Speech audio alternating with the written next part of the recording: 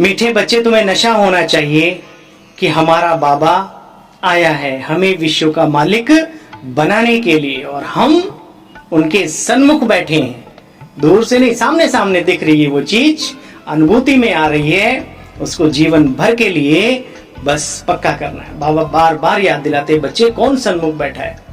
मीठे बच्चे, तुम्हें नशा होना चाहिए कि हमारा बाबा आया है हमें विश्व का मालिक बनाने के लिए, हम उनके सन्मुख बैठे हैं। उस विश्व के मालिक बनने से पहले इस संसार के, इन कर्मेंद्रियों के, प्रकृति है ना, ये भी, इसका भी मालिक बाबा बना देता है जो बाबा की श्रीमत पर चलते हैं। तो बाबा कहते हैं, प्रश्न, कर्मों की गुहे गति को जानने वाले कौन सा पुरुषार्थ अवश्य करेंगे? उत्तर, याद में रहने का, क्योंकि उन्हें मालूम है याद में रहने से ही हमारे हिसाब किताब सारे चुकतू होंगे। वे जानते हैं कि अगर आत्मा के पुराने हिसाब किताब, कर्म भोग चुकतू नहीं करेगी तो फिर आत्मा को सजा खानी पड़ेगी, पद भी भ्रष्ट हो जाएगा, पुनर्जन्म भी ऐसा ही फिर मिलेगा। इसलिए अभी इस बात पर अटेंशन देना है हमें, अपने सारे हिसाब किताब प्रभु पिता की शक्तिशाली याद से नष्ट कर देने, भस्म कर देने, दग्ध कर देने। हे अर्जुना, राजयुगा विकर्मो दग्धा। ओम शांति। बच्चों को अपार खुशी का पारा चढ़ता है जब देखते हो बाप दादा हमारे सन्मुख आते हैं। यह भी जानते हो 5000 वर्ष के बाद फिर से शिव बाबा इस ब्रह्मा तन में आए हुए हैं। वह रूहानी निराकार बाप जिन्हें हम आत्माएं पुकारते आए, अभी वो आए हुए हैं। यह कभी बोलो मत, हे आत्माएं तुम मेरी संतान हो, ये कभी भी नहीं बोलो। पुकारते थे ना, बाबा हमारे दुख हरो, सुख दो। अब बाबा आया है दुख हरने और सुख देने, तो भूलना क्यों चाहिए? ठीक है। तो बाबा कहते हैं, मनुष्यों को तो फिर जो आता है सो कहते रहते हैं, तुम बच्चे इन बातों को जानते हो। शिव बाबा हमको पत्थर बुद्धि से पारस बुद्धि बना रहे हैं, और हम बनने वाले बन रहे हैं। जो बनना चाहता है वो बन के ही रहता। अच्छा, चाहते ही नहीं है तो फिर भगवान भी क्या ठीक है। अच्छा भाई, बाबा कहते हैं ये जो कल्प वृक्ष है इसमें बहुत अच्छी समझानी है, 84 जन्मों की, पूरी सृष्टि चक्र की, पूरे कल्प की, आदि आदि। ये तुम्हारे देखो कैसे मंदिर भी खड़े हैं, चैतन्य में तुम यहाँ बैठे हो और जड़ में मधुबन में देखो देलवाड़ा मंदिर है, आदि आदि बाबा मिसाल देते हैं। तुम बच्चे जानते हो पहले हम पूज्य थे फिर पुजारी बने।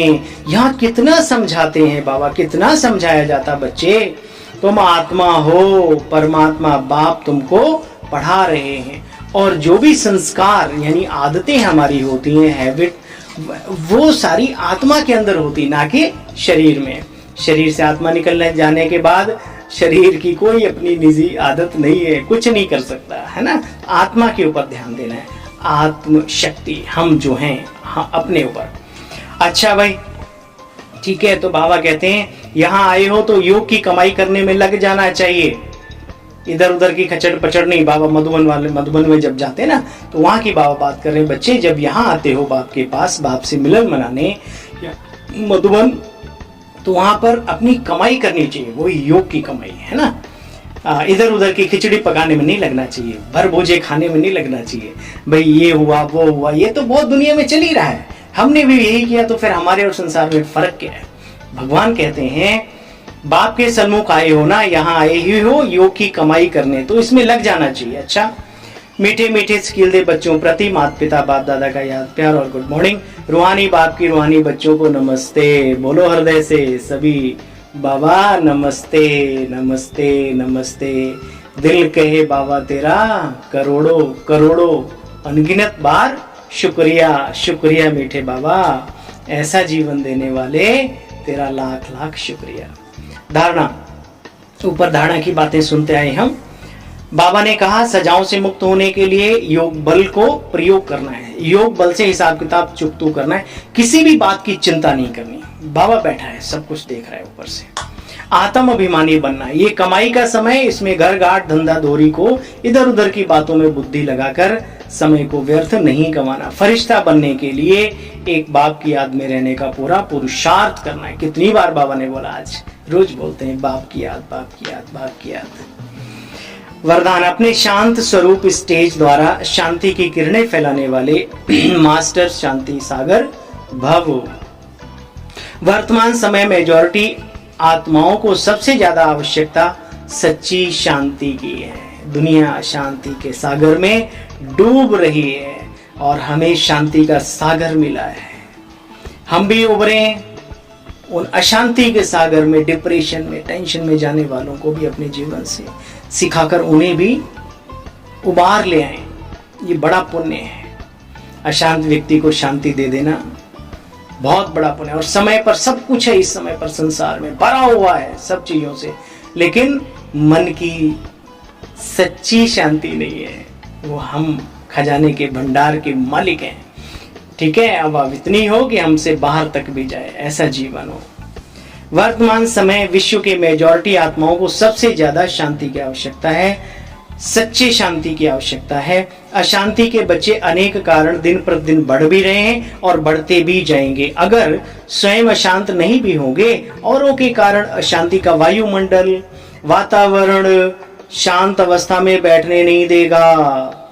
अशांति के तनाव का अनुभव बढ़ता ही जाएगा। बाबा कहते हैं बच्ची मेंटल हॉस्पिटल बन जाएगा। अभी देखा ना क्या हुआ, क्या हालत है। अभी भी लोगों की, दो लोग देखो रास्ते में कैसे लड़ते हैं, जैसे कि पूछो मत। 2 पैसे का नुकसान नहीं होता और लाखों अरबों रुपए लगाने के लिए लड़ाई झगड़े में तैयार है, दुश्मन बन के। मुस्कुरा के बात टालते नहीं है, बल्कि खुद टल जाते हैं इस दुनिया से। ऐसी अब बातें छोटी सी होती, नन्ही नन्ही बातें। तो बाबा कहते हैं ऐसा वातावरण और बनता रहेगा। ऐसे समय पर बाबा ने अपने बच्चों की एक रिस्पॉन्सिबिलिटी याद दिलाई। ऐसे समय पर आप मास्टर शांति के सागर बच्चे अशांति के संकल्पों को मर्ज कर विशेष शांति के वाइब्रेशंस फैलाओ। आज का स्लोगन, बाप के सर्व गुणों का अनुभव करने के लिए सदा ज्ञान सूर्य के सन्मुख रहो। सन्मुख जो ज्यादा सबसे आंखों के सामने बसा होता है, उसी की क्वालिटी अंदर आना शुरू हो जाती है ना। तो बाबा के सन्मुख रहो, बाबा को अपने सन्मुख रखो। एक मुखी बनो, सूर्यमुखी बनो। सूर्यमुखी जानते हो, हमेशा सूर्य की तरफ, जैसे सूर्य मुड़ता है ऐसे वो भी मुड़ता रहता है।